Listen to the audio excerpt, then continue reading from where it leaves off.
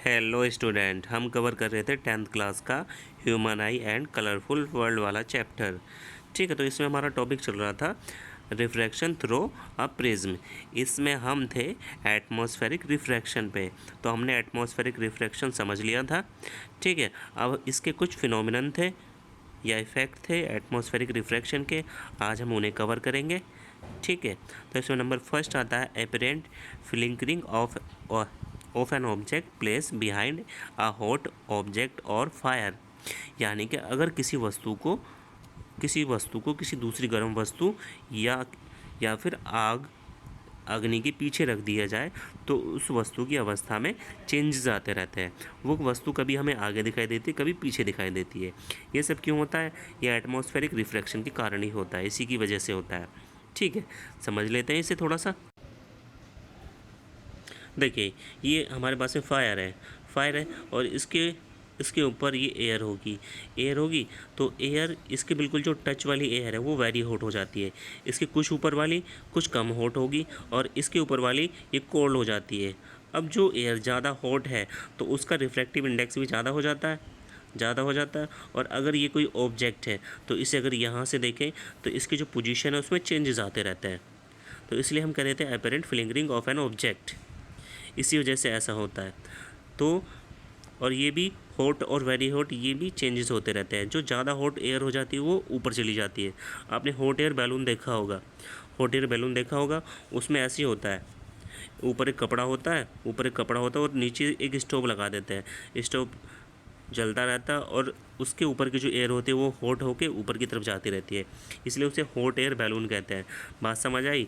इसलिए जो ऑब्जेक्ट है इसकी पोजीशन में चेंजेस आते रहते हैं। तो आपको ये डायग्राम ड्रॉ करना है एज इट इज़। ठीक है, अब थ्योरेटिकली देख लेते हैं। Let's have a look. The air above the hot surface become hot and rises. यानी कि जो एयर होती है हॉट सरफेस के ऊपर की वो हॉट हो जाती है और राइजेज ऊपर की ओर जाने लगती है। The space is occupied by cold air या cool air. The refractive of hot air is less. Refractive होगा हॉट एयर का, वो लेस हो जाता है then the of cool air. So the physical condition of the medium are not constant. तो जो physical condition हो जाती है मीडियम की वो कांस्टेंट नहीं रहती due the changing refractive index of medium. The light apparent to come from different direction. तो जो लाइट आती है ऑब्जेक्ट से वो डिफरेंट डायरेक्शन से आती है, इसलिए ऐसा होता है। It's result in fluctuation in apparent position of object. ठीक है, समझ आ गया होगा आपको। डायग्राम को देख के भी समझ सकते हैं आप। ठीक है, सेकंड टॉपिक आता है star near the horizon appears slightly higher than their actual position।